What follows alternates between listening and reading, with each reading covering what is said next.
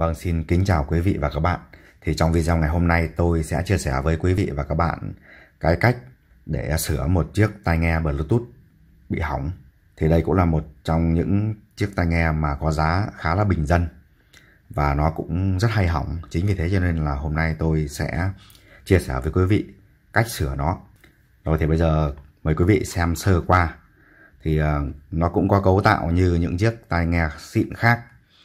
Cũng có hai tai nghe và có sạc.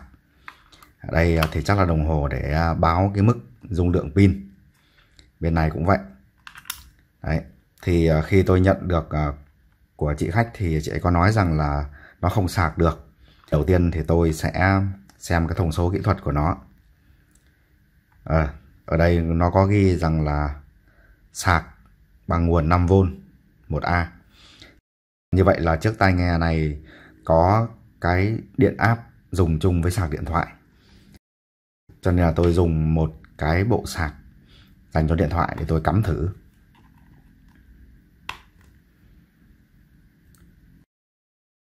Sau khi tôi cắm thì không thấy nó lên gì cả. Thì bây giờ tôi sẽ tháo nó ra để xem nó như thế nào.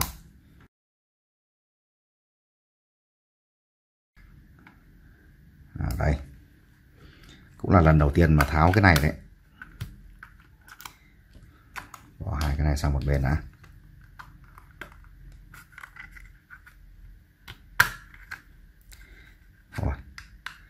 Tháo cũng khá là dễ nha quý vị. Rồi, đây. Nó có xài một viên pin thưa quý vị. Thì cái việc đầu tiên là tôi sẽ kiểm tra xem là viên pin này còn hay là hết. Đấy. Và tôi thường là nó sẽ hay hỏng viên pin này. Cho nên tôi sẽ nghi ngờ đầu tiên. Chính vì thế cho nên là tôi sẽ đo điện áp của viên pin này.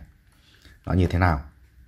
Thì viên pin này nó có điện áp là 3,7 cho đến 4V, 4,2V.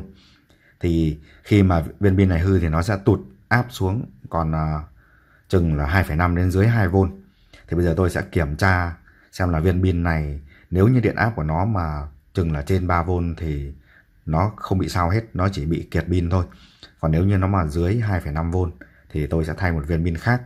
Thì bây giờ tôi sẽ dùng một cái đồng hồ để tôi đo thử. Rồi thì bây giờ tôi sẽ đo thử nhá. Thì mức điện áp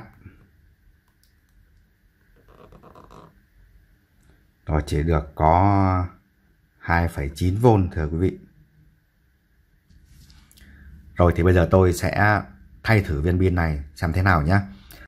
Thông thường thì tôi sẽ không mua mới viên pin này để thay, mà tôi thường hay dùng một cái cách mà hôm trước tôi cũng có chia sẻ rồi ở một cái loa mà to loa bốt ấy. Thì có nhiều quý vị hỏi cho nên là hôm nay tôi cũng chia sẻ luôn là tôi sẽ dùng viên pin laptop này. Đây quý vị. Đây là viên pin laptop trên cơ sở là nó đã bị hư. Nhưng mà thông thường pin laptop thì nó chỉ có hư một cell hoặc hai cell thôi. Một viên pin như thế này thì thường là nó có 6 cell. Đấy, 6 cell. Thì quý vị chỉ cần tháo ra và quý vị đo xem là cái cell nào mà nó còn cái số vôn cao nhất thì chúng ta có thể lấy chúng ta sử dụng mà không cần phải đo đạc hay là test tiếc làm gì cả. Thì ở đây tôi đã có tháo sẵn hai cell này ra. Đây, và khi mà quý vị tháo nhé thì quý vị chú ý rằng là chúng ta cắt, chúng ta để lại cái phần kẽm ở cái đầu pin. Đây, tôi cũng cắt, tôi để lại cái phần kẽm này để chúng ta hàn vào cho nó dễ. Thì chúng ta mà cắt đứt đi thì chúng ta rất là khó hàn vào cái phần pin này. Cho nên là chúng ta để lại một chút cái đầu kẽm này. Rồi thì bây giờ tôi sẽ đo thử viên pin mà tôi đã tháo ra xem thế nào nhé. Rồi, như vậy là nó báo lên đến những 4V. Đây thưa quý vị. Cả hai viên đều có số vôn là gần được 4,1V. Như vậy là nó khá là khỏe thưa quý vị. Thì bây giờ tôi sẽ thay một trong hai viên pin này vào đây để xem thế nào nhé. Quý vị chú ý rằng chúng ta bóc như thế này thôi, chứ chúng ta đừng có dùng dao mà chúng ta làm thẳng vào thì nó sẽ khá là nguy hiểm. Đấy.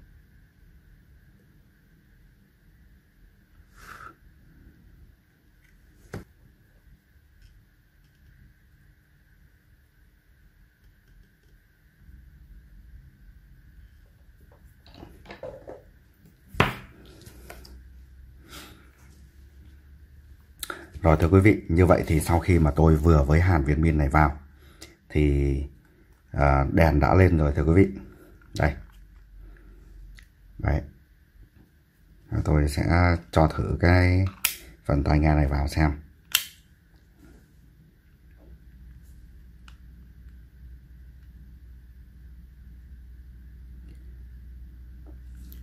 Rồi, như vậy là có khi là ok rồi đấy thưa quý vị. Rồi, phần đèn đỏ này đã nháy này, nghĩa là nó đang sạc đấy.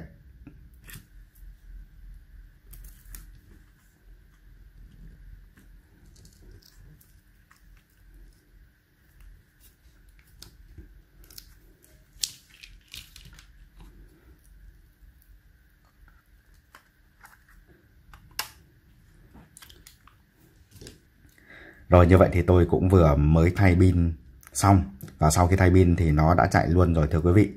Thì tôi cũng chưa xài cái này cho nên là không biết là nó nhấp nháy như thế này là nó báo như thế nào.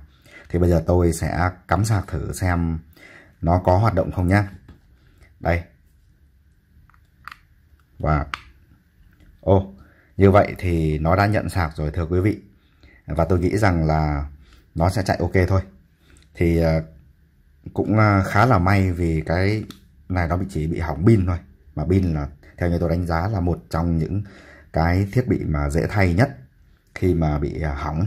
Thì có một số bạn cũng có hỏi tôi rằng là pin này thì mua ở đâu hay lấy ở đâu. Thì tôi cũng nhắc lại một lần nữa. Đó chính là tôi lấy ở pin laptop. Thì những viên pin laptop này thường thường là nó có 6 cell. Đấy. Thì khi mà nó bị hỏng thì nó chỉ bị hỏng 1-2 cell thôi. Có nghĩa là bị hỏng một cặp.